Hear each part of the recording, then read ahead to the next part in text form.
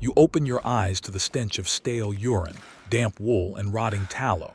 The air inside the stone keep is so thick you can almost chew it. It is October 1216, and you are standing on the rain-slicked battlements of Rochester Castle. Outside, 3,000 men under the command of King John have encircled your fortress. Inside, you and 100 other defenders are slowly rotting alive. Pop culture paints castle sieges as heroic epics of archers standing tall behind crenellations, rain of fire, and noble knights fighting to the death. The reality was a silent, claustrophobic nightmare where the primary enemy was not the arrow, but the invisible rot eating you from the inside out. You are not a hero in a ballad. You are an exhausted target trapped in a stone pressure cooker, and your odds of surviving the week are dropping with every breath you take. Your day begins long before the sun breaks through the gray Kent fog. Sleep is a luxury you lost 3 weeks ago. You sleep fully armored on cold floorboards because an alarm can sound at any second. Your woolen tunic is soaked in sweat and rain, never drying, creating a festering breeding ground for lice and skin infections. Washing is out of the question. Every single drop of clean water in the cistern is strictly rationed for drinking, and even that supply is turning sour. By morning, your mouth tastes of copper and sulfur. You make your way toward the guardrobe, the castle toilet, which is nothing more than a hole in the stone wall dropping directly down into the outer moat. The stench is so powerful it makes your eyes water, but the smell is the least of your worries. Arrows and crossbow bolts constantly whisper through the arrow slits. A single second of carelessness, one moment of leaning too far to catch fresh air, and an iron bolt shatters your jaw before you even hear the bowstring snap. Eating is no longer about nutrition. It is a grim exercise in choking down calories. The salted pork ran out 14 days ago. The flour in the granary is infested with weevils and black mold that causes agonizing stomach cramps. Today, your ration consists of a handful of boiled peas mixed with sawdust to stretch the volume, and a small cup of cloudy, sour ale. Clean water is a myth. Ale is all that keeps the garrison going, but as the barrels run dry, the remaining dregs are thick with sediment. Your stomach is in a constant state of rebellion. You watch your fellow soldiers, men who could once lift an iron anvil, reduced to hollow-eyed ghosts with sunken cheeks and trembling hands. You are surrounded by absolute power, built into walls 12 feet thick, yet you are dying of starvation while looking down at fields full of crops you cannot reach. The true horror of a medieval siege is not the sudden impact of battle, but the psychological torture of waiting. Outside the walls, the royal army operates like a massive, relentless machine.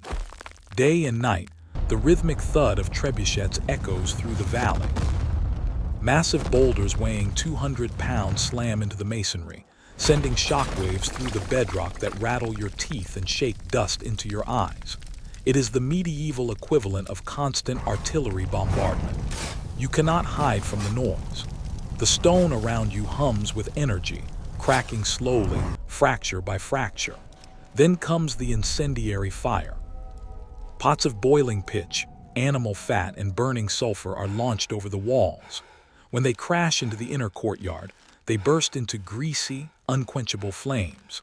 The smoke fills the enclosed yard, burning your lungs and blinding the archers. You spend hours hauling buckets of sand and urine to smother the fires, coughing up black bile into the mud.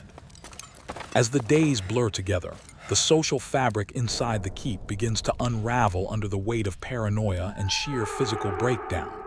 Disease moves faster than any enemy soldier. Dysentery, the dreaded bloody flux, spreads through the garrison like wildfire. Without clean water or sanitation, human waste contaminates the limited supplies. Men collapse where they stand, doubled over in agony, dehydrating to death within 48 hours. The smell of death inside the enclosed stone walls becomes a suffocating veil that you cannot escape even in your dreams. Officers watch the men for any sign of mutiny or surrender. Whispering in the dark can get you thrown from the battlements. Trust vanishes.